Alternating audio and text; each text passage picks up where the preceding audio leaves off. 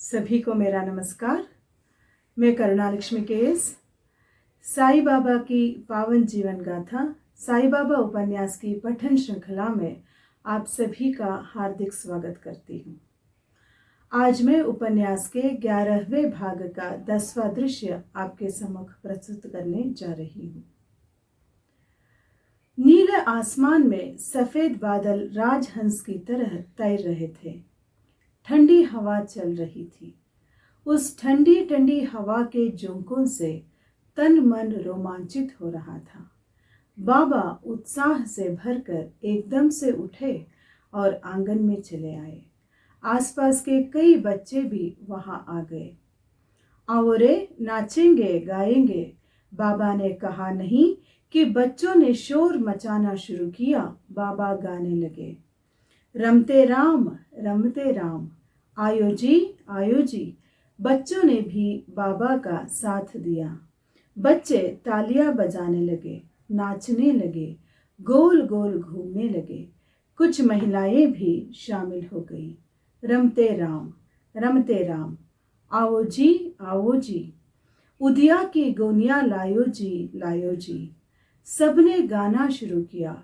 कदमों की थिरकन बढ़ने लगी। सुर में सुर मिल गए। बाबा गायक, वादक और नर्तक थे। उनकी आवाज का जादू सबको चकित और मोहित कर जाता।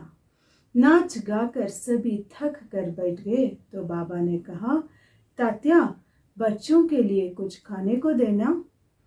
जी देता हूँ। और तात्या ने फलों से भरी टोकरियां लाकर बीचों बीच रख दी और सारी वानर सेना उस पर टूट पड़ी। उसी समय भू भूकार हुआ। बच्चों ने फिर शोर मचाना शुरू किया और उछलते कूदता नानावली उपस्थित हुआ। जोर से उछलकर वो बाबा के पैरों के पास अवतरित हुआ और इस हड़बड़ी में उसकी पूंछ फिसल गई। सभी खी खी कर हंसने लगे। नमस्कार कर नानावली ने कहा, बाबा, यह है मेरी वानर सेना। मैं हनुमान, आप राम, मुझे फल दीजिए। ले उसमें से, मुझे पूरी टोकरी चाहिए। अरे तात्या, उसे पूरी की पूरी टोकरी दे दे, बाबा ने आदेश दिया। तात्या से पहले ही नानावली अंदर गया और कंधे पर टोकरी उठाकर ले आया और बच्चों से कहा, जंगल में जाकर पेड़ पर बैठकर खाएंगे। बाबा, हम जाएं? हाँ, खुशी खुशी जाइए, उछलते कूदते मजे से जाइए। फिर बाबा अपने स्थान पर आकर बैठ गए।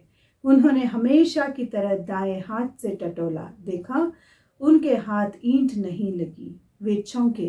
अरे तात्या, ईंट कहाँ गई?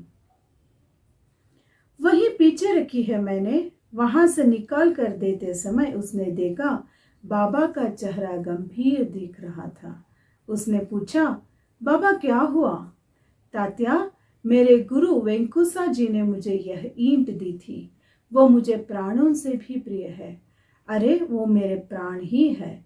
उसे जतन करना है मुझे। चाहे आप मुझे ना भी संभालिए, पर इसका जतन करना बहुत आवश्यक है। फिर मुझे कुछ भी नहीं होगा। बाबा उस ईंट को लेकर सहलाने लगे, मानो अपने गुरु के पैर सहला रहे हो। उनका मन कहीं और लगाने के लिए शाम ने कहा, बाबा, आज आप इतना नाचे गाए, किस बात की इतनी खुशी हुई है आपको? बाबा हंसने लगे। श्यामा, आज मुझे एक विख्यात गायक मिलने आने वाला है। इसी बात की खुशी है मुझे। कौन? वो देख, आ गया। आ मेरे बच्चे, मैं तेरी ही राह देख रहा हूँ। और देखा तो सभा मंडप में खुद करीम खां साहब उपस्थित थे। उनको देखकर सब प्रसन्न हुए, क्योंकि वे विश्वविख्यात गायक थे। उनको तो स्वर, सुर और लय की निसर्गदत्त प्रतिभा प्राप्त थी। 7 स्वरों पर आधारित भारतीय शास्त्रीय संगीत का उन्होंने आजीवन प्रचार किया था। संगीत के क्षेत्र में मिरज गांव का नाम है, मिरज का नाम अमर किया।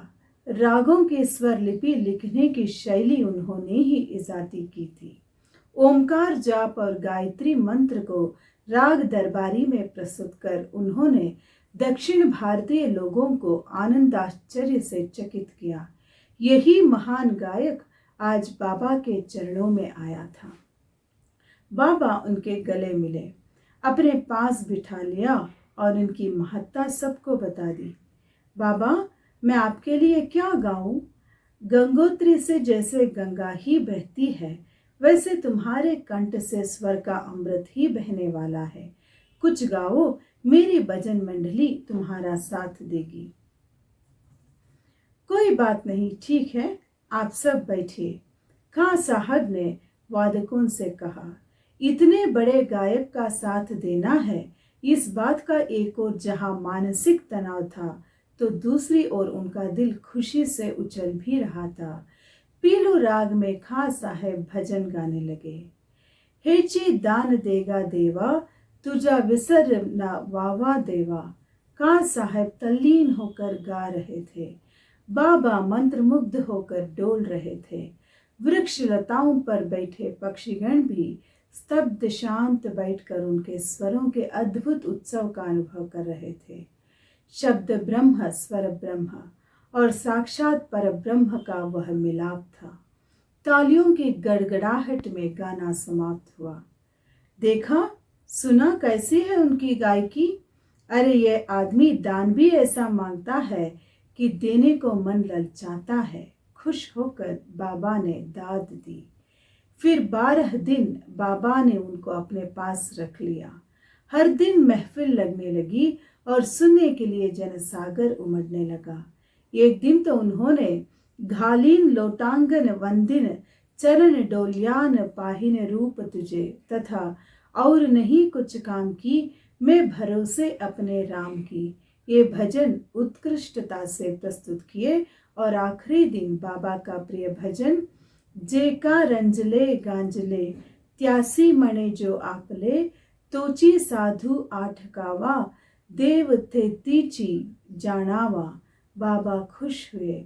उन्होंने चांदी का सिक्का निकाला और खां साहब को देते हुए कहा, इसे खर्च मत करना, हमेशा अपनी जेब में रखना। आज तक कईयों ने मेरी कई प्रकार से पूजा की है, पर तुमने जो स्वरों और सुरों से मेरी आराधना की है ना, वह अतुलनीय है। गायन ईश्वर का निस्वार्थ पूजन है। अब्दुल, तुम्हारा सच्चा स्थान स्वर्ग में है, पर अपने स्वर माधुर्य से तू इस पृथ्वी को स्वर्ग बनाने आया है। मेरा आशीर्वाद सदैव तुम्हारे साथ है। बाबा ने फिर उनको आलिंगन में ले लिया और विदा दी। कृतार्थ होकर संगीत रत्न विदा हुए। सबको नमस्कार।